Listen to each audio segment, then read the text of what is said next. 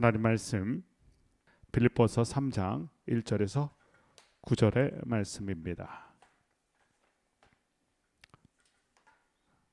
말씀을 읽어보겠습니다. 끝으로 나의 형제들아 주 안에서 기뻐하라. 너희에게 같은 말을 쓰는 것이 내게는 수고로움이 없고 너희에게는 안전하니라. 개들을 삼가고 행악하는 자들을 삼가고 몸을 상하게 하는 일을 삼가라. 하나님의 성령으로 봉사하며 그리스도 예수로 자랑하고 육체를 신뢰하지 아니하는 우리가 곧 할례 파라. 그러나 나도 육체를 신뢰할 만하며 만일 누구든지 다른 이가 육체를 신뢰할 것이 있는 줄로 생각하면 나는 더욱 그러하리니 나는 8일 만에 할례를 받고 이스라엘 족속이요 베냐민 지파요 히브리인 중에 히브리인이요 율법으로는 바리새인이요 열심으로는 교회를 박해하고 율법의 의로는 흠이 없는 자라. 그러나 무엇이든지 내게 유익하던 것을 내가 그리스도를 위하여 다 해로 여길 뿐더러 또한 모든 것을 해로 여김은 내 주 그리스도 예수를 아는 지식이 고상하기 때문이라. 내가 그를 위하여 모든 것을 잃어버리고 배설물로 여김은 그리스도를 얻고 그 안에서 발견되려 함이니 내가 가진 의는 율법에서 난 것이 아니요 오직 그리스도를 믿음으로 말미암은 것이니 곧 믿음으로 하나님께로부터 난 의라. 아멘. 빌립보 성도와 교회에게 전하는 바울의 편지 빌립보서를 계속해서 보고 있는데 오늘 말씀은 빌립보 성도들의 그 건강한 신앙, 바른 신앙을 위해서 무엇을 삼가야 할지 또 무엇을 추구해야 될지를 알려주고 있는 본문의 말씀입니다. 먼저 1절 말씀 보면 주 안에서 기뻐하라. 빌립보서가 기쁨의 서신인데 이 기뻐하라는 말씀이 계속 나오고 있습니다. 왜 기뻐하라 말씀했냐면 이전에 2장 끝에 보면 바울의 동역자인 에바브로디도가 등장을 하는데 빌립보 교회가 감옥에 있는 바울의 옥살이를 지원하기 위해서 동역자였던 이 에바브로디도를 보냈던 것입니다. 그런데 안타깝게도 바울의 그 옥살이를 지원하러 갔던 이 동역자가 병들게 되고 맙니다. 바울에게 힘이 되려고 갔는데 어떻게 보면 바울에게 짐이 되는 상황이 됐던 것입니다. 안타까운 상황이죠. 그런 상황에서 하나님의 은혜로 에바브로디도가 병에서 치유를 받게 되는 일이 있었습니다. 그때 바울이 어떻게 했냐면 다시 이 에바브로디도를 빌립보로 보내는 일이 있었습니다. 그러니까 이 모든 과정이 사실 순탄하진 않았죠. 실망스러운 일이죠. 그리고 걱정이 되는 일이었습니다. 상황이 좋지 않아요. 이런 상황에서 바울이 빌립보 교회에게 부탁하고 있는 게 주 안에서 기뻐하라는 것입니다. 우리는 우리가 생각했던 계획대로 일이 되지 않을 때 기뻐하기가 쉽지 않습니다. 에바브로디도의 일이 바울에게도 그렇고 에바브로디도 자신에게도 그렇고 또 에바브로디도를 보냈던 빌립보 성도와 교회에게도 그렇고 왜 이렇게 일이 안 되지? 꼬이지? 왜 이렇게 안 풀리지? 싶었던 상황입니다. 이런 상황에서 다들 근심과 걱정이 많아지죠. 우리도 마찬가지 아닙니까? 내가 원하던 스케줄대로 계획표대로 되지 않을 때 내가 꿈꿨던 대로 되지 않을 때 굉장히 실망스럽습니다. 기뻐하기가 쉽지 않아요. 근데 바울은 얘기합니다.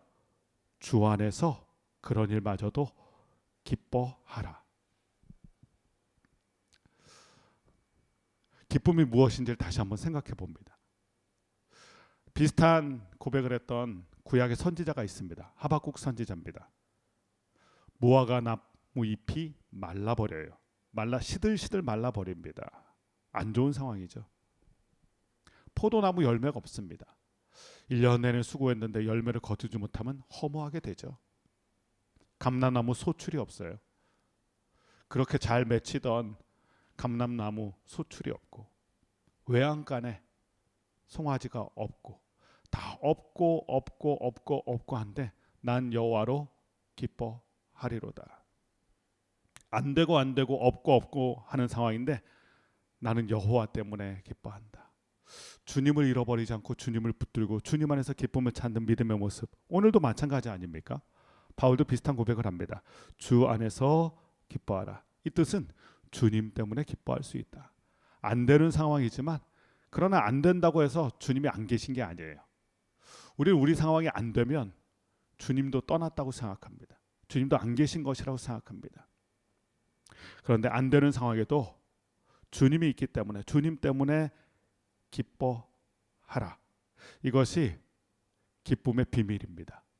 바울이 옥중에서도 기뻐하라고 얘기하고 안 되는 상황에서도 기뻐하라고 말하는 그 기쁨의 원천, 기쁨의 비밀, 그것은 바로 주님 때문입니다. 주님 때문에 기뻐하라. 두 번째는 주 안에서 기뻐하라는 말씀을 묵상해 보면 주 밖에는, 주님 밖에는 사실 참된 기쁨이 없습니다. 참된 기쁨은 주님 안에 있습니다. 주님 밖에서 우리가 기쁨을 찾을 때 우린 거의 쾌락을 쫓기 쉽습니다. 그러나 주님 안에는 희락이 있습니다. 리조이스, 다시 기뻐하고 다시 회복되는 것, 그것은 주님 안에 있습니다. 그러므로 안 되는 이러한 상황에서도, 또 근심거리 상황에서도 우리가 다시 한번 주님을 붙잡고 주님이 주시는 기쁨을 회복하는 귀한 은혜가 빌립보 성도와 교회에게도, 또한 오늘 말씀 앞에 있는 우리에게도 있게 될 줄로 믿습니다. 그리고 다시 돌아봐야 돼요. 요즘 나에게 기쁨이 없다면, 내가 기쁨을 잃어버렸다면, 혹시 나는 주님 안에 있는 기쁨이 아니라 주님 밖에서 기쁨을 찾은 것은 아닌가? 믿음 안에서 기쁨을 찾는 모습이 아니라 믿음 밖에서 기쁨을 찾은 모습은 아닌가? 이것을 기억해야 됩니다. 그리고 2절부터 오늘 9절까지의 말씀에서는 빌립보 성도와 교회의 신앙을 좀먹는, 신앙을 병들게 만드는 위협 요소들, 우리의 신앙을 병들게 만드는 게 있거든요. 그것을 경계하라 말씀하고 있습니다. 우리가 무엇을 조심해야 될까요? 2절 말씀을 보니까 삼가해야 될 것 얘기하는데, 첫 번째, 개를 삼가하라. 개들을 삼가하라. 보통 유대인들에게 개는 이방인들을 비하시켜서 부르던 말입니다. 그런데 오늘 표현에서 바울이 말하는 이 개는 이방인들을 뜻하는 게 아니라 율법의 행위로 의롭게 된다, 율법주의자들 얘기합니다. 우리가 참 안타깝게도 은혜로 시작했다가 율법으로 가는 경우가 많거든요. 은혜로 주님의 구원을, 주님의 기쁨을 회복했다가 율법으로 가게 되면 그 모든 것이 다 씨가 마릅니다. 다 잃어버리게 됩니다. 언제부턴가 이 빌립보 교회에 이 율법주의자들이 들어와서 율법의 행위로 그렇게 된다, 율법 그것을 강조했던 것입니다. 우리가 율법에 대해서 항상 조심해야 돼요. 율법 자체는 좋은 것입니다. 하나님이 주신 계명 아닙니까? 그것은 하나님의 자녀답게 사는 법입니다. 구원받은 하나님의 자녀들이 자녀답게 사는 법이에요. 율법 자체가 구원을 주는 게 아닙니다. 그런데 율법주의자들은 달리 얘기하죠. 율법을 지켜야, 너희가 율법에 충실해야 구원을 받을 수 있다. 율법은 신의 산에서 하나님께서 이스라엘 백성을 구원하신 다음에 하나님의 백성답게 사는 법을 주신 것입니다. 그것을 우리가 잘 기억해야 됩니다. 두 번째 삼가야 될 게 있는 게 행악하는 자들. 이것은 비슷한 말씀을 전했던 요한 2서의 말씀에 보면 이것은 거짓 교사를 얘기합니다. 율법주의자들과 비슷하죠. 거짓 교사들. 이런 거짓 교사와 이단 세력들, 우리의 신앙을 좀먹게 됩니다. 많이 안타깝게도 신앙의 열정을 품었던 분들이 이단에 홀려서 신앙도 잃어버리고 그 삶도 잃어버리는 것을 많이 보게 됩니다. 빌립보 성도와 교회도 그런 것이고요. 요즘 우리나라도 마찬가지죠. 이단이 정말 판치는 일들이 얼마나 많습니까? 이단 때문에 그 좋았던 신앙의 열정 엉뚱한 곳에 쏟아붓고 신앙의 본질을 잃어버리고 교주들에게 홀려서 모든 걸 빼앗겨 버리는, 사랑하는 게 아니라 이용하는 것이죠. 빌립보 교회에도 있었고 지금도 있습니다. 이것은 우리의 신앙을 병들게 하기 때문에 독버섯 같은 이 행악하는 자들, 악한 자들, 거짓 교사들 경계해야 된다. 세 번째, 몸을 상하게 하는 일. 이것은 옛날 번역에는 손할례당이라고 되어 있습니다. 손은 잘라낸다는 뜻이고요. 이 할례에 집중하고 있는, 너희는 할례가 없으면 아브라함의 자손이 아니다라고 말하는 이것을 또한 삼가해야 된다는 것입니다. 모세의 법대로 할례 받지 아니하면 능히 구원받지 못한다. 율법을 지켜야 구원 얻는다. 이런 것들. 그러나 가만히 생각해 보면, 말씀으로 돌아가 보면 창세기에서 아브라함의 믿음 이야기를 보면 하나님께서 의롭다고 그의 믿음을 칭찬하신 것은 그가 할례를 행해서가 아닙니다. 믿음으로 의롭게 되었고, 또 하나님의 백성을 됨을 잊지 않기 위해서 하나님이 주신 게 있는데 할례 표식을 남긴 것입니다. 할례 때문에 의롭게 된 게 아니라 하나님의 자녀가 된 걸 잊지 말아라. 그것을 몸에 새긴 게 할례입니다. 그러니까 저희가 바르게 믿는 게 중요하죠. 말씀에서 믿는 게 중요합니다. 언제나 돌아봐야 됩니다. 그렇게 말할 때 그것이 정말 성경적인가? 안타깝게도 율법주의자들, 할례주의자들, 또 거짓 교사들에게 빌립보 성도들이 교회가 휘청휘청 거렸던 것입니다. 그래서 바른 신앙을 위해서 이렇게 신앙을 좀먹는 것을 삼가해야 한다. 언제나 성경을 보면 우리가 건강한 신앙을 위해서는 먼저 가지치기 해야 될 것이 항상 나와요. 시편 1편에서도 복 있는 사람은 먼저 가지치기 해야 될 게 있다. 잘라내야 될 게 있다. 악인의 꾀를 잘라내야 되고, 죄인의 길에 서지 말아야 되고, 오만한 자의 자리에 앉지 아니해야 되고. 언제나 건강하려면요, 건강을 하지 못하게 만드는 것을, 병들게 만드는 것을 잘라내야 됩니다.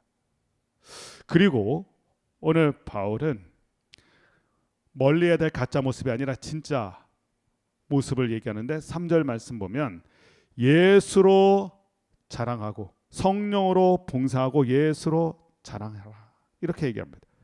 성령으로 봉사한다. 여기서 봉사한다는 것, 그것은 뭐 주님을 예배한다는 뜻이죠. 서비스 얘기하죠. 보통 주님을 그렇게 성령 안에서 예배해야 된다. 성령 안에서 예배하지 못하면 어떤 일이 일어나냐면, 오늘 개들이라고 표현하고 또 할례주를 얘기한 것처럼 자꾸 율법적으로 바리새인처럼 정통을 얘기하면서 하나님을 예배하게 돼요. 바른 예배가 되지 못한다는 것입니다. 두 번째는 예수 그리스도로 자랑해라. 예수 그리스도로 자랑. 그 사람이 무엇을 자랑하는지를 보면 그 사람이 가짜인지 진짜인지 알게 됩니다. 예수님만을 자랑하는 게 진짜다. 거짓과 이단은 어떻게 합니까? 자신의 율법을 나는 지금 잘 지키고 있다. 나는 지금 할례를 받은 사람이다. 이런 것 다 가짜가 될 가능성이 많다라는 것입니다. 세 번째, 육체를 신뢰하지 말라. 여기서 육체는 요즘 말로 말하면 스펙이죠. 자신의 자랑거리들. 나 이 정도 된다. 나 이런 사람이다. 이런 사람을 언제나 조심하는 게 좋습니다. 진짜는 자기를 드러내지 않아요. 언제나 예수님을 얘기하게 되어 있습니다. 이런 면에서 볼 때 롤 모델이 되는 게 바로 사도 바울이죠. 사도 바울을 보세요. 이렇게 얘기합니다. 나는 육체를 신뢰할 만하다. 그러면서 고백하길, 그 유명한 말이죠. 나는 8일 만에 할례를 받고, 또한 이스라엘 족속이고 베냐민 집하고 히브리인 중에 히브리요, 율법으로는 바리새인이고 열심으로 나를 당할 사람이 없었다. 육체라는 것, 스펙으로 따지면 정말 바울만한 사람이 없었다는 것입니다. 자랑할 게 너무나 많다는 거예요. 그런데 이 모든 것 다 해로 여긴다. 이 표현이 참 도전이 됩니다. 여러분, 무익하게 여길 때 유익이 되는 게 있어요. 그것을 기억하셔야 돼요. 내가 무익하게 여길 때 그것이 나에게 진정한 유익이 되는 게 있습니다. 그것을 바울은 무엇이라고 얘기합니까? 자신의 자랑거리. 우리의 신앙을 병들게 만드는 것, 외부적인 요소도 있지만 내부적인 요소도 있다는 거예요. 할례주의자들, 율법주의자들, 이 거짓 이단들이 우리의 병되기도 하게 하고요. 또 내적인 요소가 있어요. 그것은 교만이에요. 자기 자랑은 결국 교만으로 흘러가게 됩니다. 나 이만큼 봉사했어. 나 이만큼 믿었어. 나는 이런 타이틀과 직책이 있어. 이것이 우리를 빛나게 하지 못합니다. 이것이 우리를 병들게 만들어요. 그것을 무익한 것으로 여길 수 있을 때 그것이 진정 우리에게 영적으로 유익이 된다는 것입니다. 우리는 반대로 생각해요. 빛나는 자리, 빛나는 직분이 내게 유익이 된다고 생각합니다. 근데 그것이 유익이 되는 게 아니라 무익이 된다는 거예요. 오늘 바울은 얘기하죠. 내게 유익하던 것을 나는 무익하게 여긴다. 그랬더니 그것이 진정한 나의 유익이 되었다. 그러면서 고백하길 난 그리스도뿐이다. 우리의 신앙을 오늘 한번 되돌아봅니다. 바울의 권면을 보면서 나는 무엇을 자랑하고 있는가? 자랑거리. 우리가 훈장처럼 여기는 게 많아요. 입만 열면 말하는 게 많습니다. 그게 다 신앙의 연수고 또 누군가는 부러워할 만한 신앙의 자랑거리들. 근데 그것을 무익하게 여겨야 진정 우리 영혼의 유익이 됩니다. 그러면서 고백하기를 나는 내 주 그리스도 예수를 아는 지식이 가장 고상하다. 유익이 되는 건 단 한 가지입니다. 우리에게 그리스도 예수. 예수님만 드러나는 것이 우리의 신앙을 건강하게 만들고요. 그것이 진정한 유익이 된다는 것입니다. 예수님이 없는 사람의 특징이 있죠. 할례가 드러나고요. 그리고 자기 의가 드러나요. 율법으로 난 의. 예수님이 없기 때문에 진정한 자랑거리가 없기 때문에 그것들을 자랑하는 것입니다. 결국 그 사람이 무엇을 자랑하고 있느냐를 보면 그 사람의 영적인 상태를 알게 되는 것입니다. 오늘 말씀을 마치면서 생각나는 글이 하나 있어서 소개를 하려고 합니다. 우물을 파는 사람이라는 책이 있습니다. 이어령 박사님이 쓰신 책인데 거기에 이런 내용이 있습니다. 이분이 늦은 나이에 예수님을 믿게 됐더니 많은 주변 사람들이 이렇게 말했다는 것입니다. 아니 그 나이에 뭐가 아쉽다고, 당신 자랑거리도 참 많고 이러는 업적도 많은데 뭐가 아쉽다고, 뭐가 답답해서 예수를 믿고 세례를 받느냐. 그랬더니 그분이 이렇게 대답을 했습니다. 내가 명예를 얻고 싶어서 글을 썼더니 명예가 생기더라. 또한 돈을 벌고 싶어서 애쓰니까 돈도 벌리더라. 병 때문에 병원을 다녔더니 좀 나아지더라. 그런데 어느 날 보니까 그 좋아하는 극장에 가서 영화를 봐도 또 내가 그렇게 사랑하는 글을 써도 허전한 마음이 채워지지 않더라. 깊은 갈증, 깊은 배고픔을 느끼고 있던 그때 무언가에 대해서 깨닫게 되었다. 그분이 바로 창조자였다. 수없이 실패의 우물을 파면서 처절한 영혼의 광야를 통과한 후에 비로소 나는 영원히 마르지 않는 샘물을 만나게 되었다.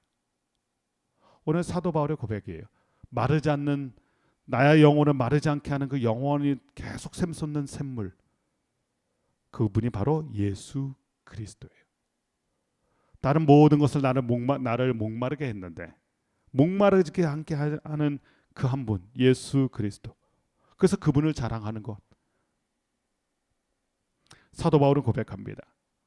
그것은 다 다른 건 무익하고 예수 그리스도만이 유익하였다. 이 영원하신 샘물, 주님을 만날 순간 영혼의 목마름은 끝납니다. 그리고 그분을 붙들게 되고 그분을 믿게 되고 그분을 자랑하게 됩니다. 이 예수님 못 만난 사람이 자꾸 육체의 의를 자랑하게 되는 겁니다. 나 이런 사람이야. 나 할례 받은 사람이야. 아브라함의 그 표징이 있는 사람이야. 나는 율법을 잘 지키는 사람이야. 예수가 없기 때문에 그렇습니다. 여러분은 무엇을 갖고 있습니까? 오늘 말씀처럼, 오늘 이 도전처럼 영원히 목마르지 아니하게 하는 우리의 유일한 자랑이 되시는 예수 그리스도로 아는 지식, 그 지식이 우리 가운데 풍성하여 우리 안에는 마르지 않는 기쁨이 있고, 오늘 표현처럼 주 안에서 기뻐하라. 주님 밖에서 기쁨을 찾는 인생이 아니라 주님 안에서 기쁨을 찾고 주님만을 자랑하면서 우리의 신앙을 건강하게 세워가는 저와 여러분이 되시길 주님의 이름으로 간절히 축원합니다. 기도하겠습니다.